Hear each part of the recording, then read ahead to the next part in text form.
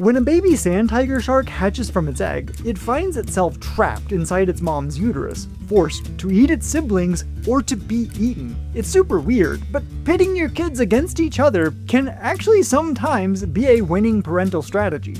Hi, I'm Cameron, and this is MinuteEarth. MinuteEarth. Is that copyrighted?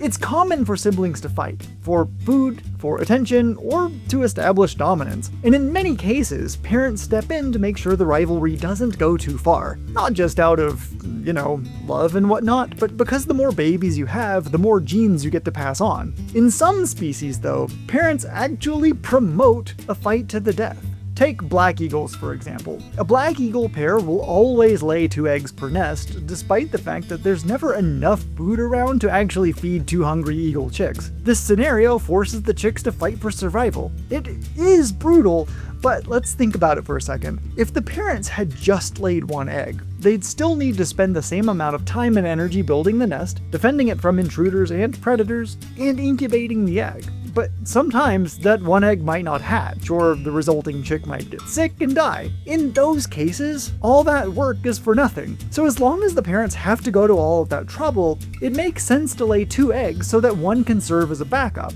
If both eggs are healthy, the parents only have to take care of the stronger, healthier one that emerges victorious from the Thunderdome. And black eagles aren't alone in this. Some other birds and insect species also bear extra offspring as an insurance policy, only to pit the survivors against each other. But the sand tiger shark takes sibling rivalry to an extreme. A mama shark can incubate as many as 20 eggs at a time in her uterus. So theoretically, she could birth 20 babies at once, but all of those babies would be way too small to thrive. They couldn't hunt or escape predators. So instead, female sand tiger sharks have evolved reproductive systems that trap their babies inside after hatching, forcing them to snack on their own siblings in order to survive. And after several months, the sole survivor is born. It's now 1 meter long with a full mouth of razor teeth and ready to take on the open ocean.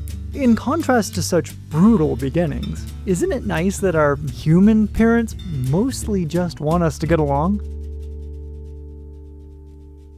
This video is brought to you by you. That's because you guys have been buying our awesome new animal taxonomy posters by the buttload, which I found out recently is actually a technical term. Old English beer casks were called butts, so a buttload means something like 500 liters, which equals roughly 1,000 poster tubes.